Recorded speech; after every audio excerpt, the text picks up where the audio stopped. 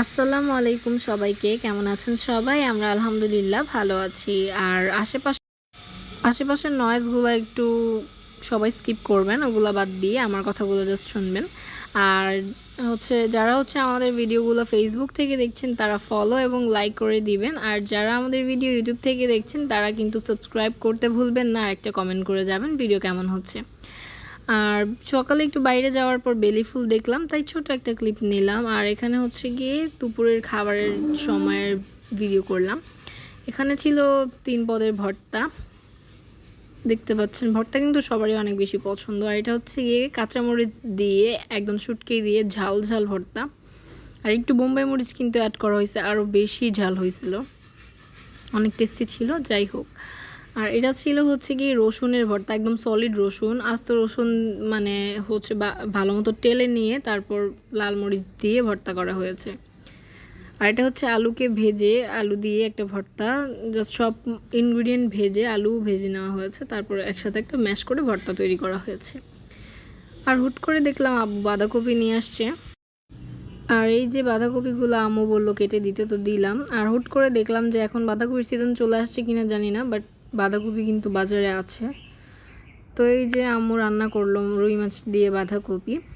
মাংস দিয়ে বেশি ভালো লাগে, তো আম্মু মাছ দিয়ে রান্না করেছিল সেদিন।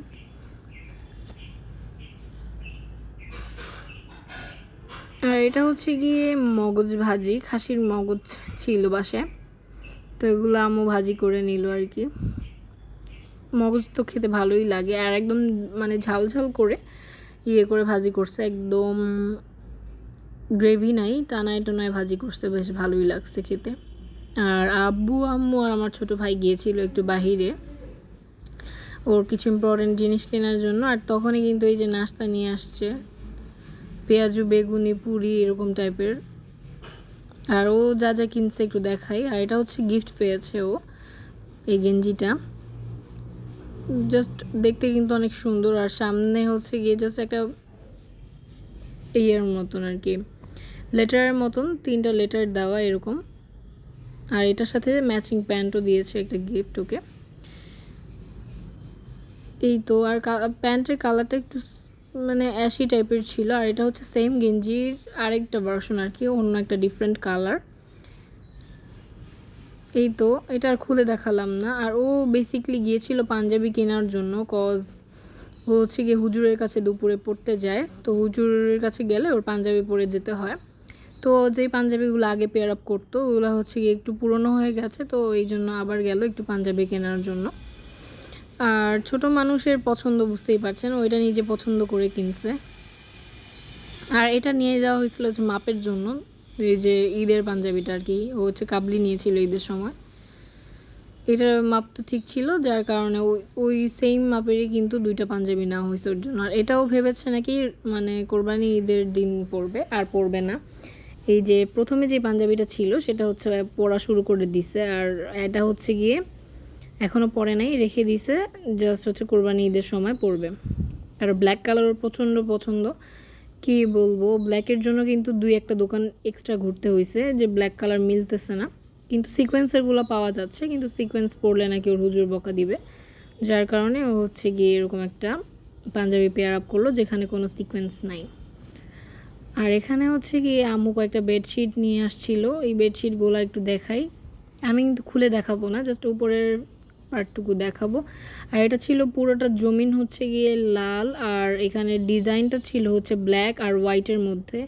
কম্বিনেশনটা জাস্ট ওয়াও ছিল, দেখতে কিন্তু অনেক বেশি সুন্দর ছিল, বিছানোর পর আরও বেশি ভালো লাগবে ইনশাল্লাহ। আর এই বেডশিটটা কিন্তু সেম বেডশিট আগে আমাদের বাসায় ছিল।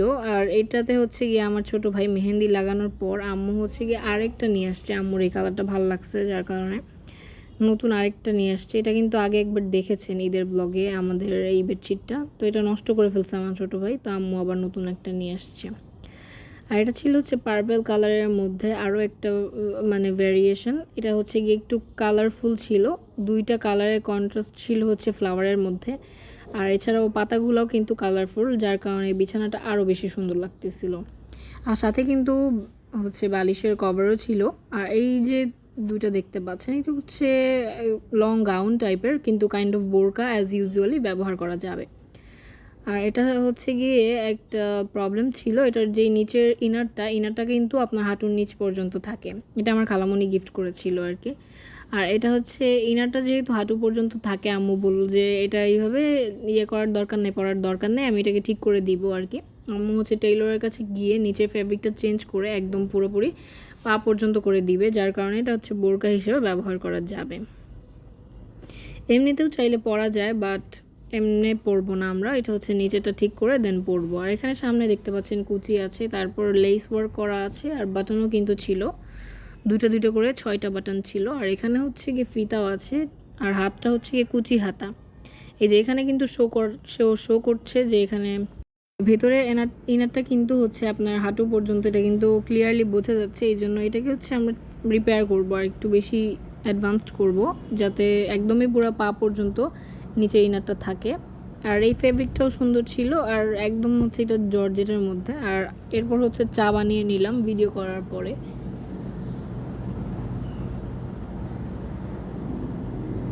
আর এটা হচ্ছে গিয়ে লিকুইড দুধ দিয়ে আমি চাটা বানিয়েছি, এই জন্য অনেক ঘন ছিল।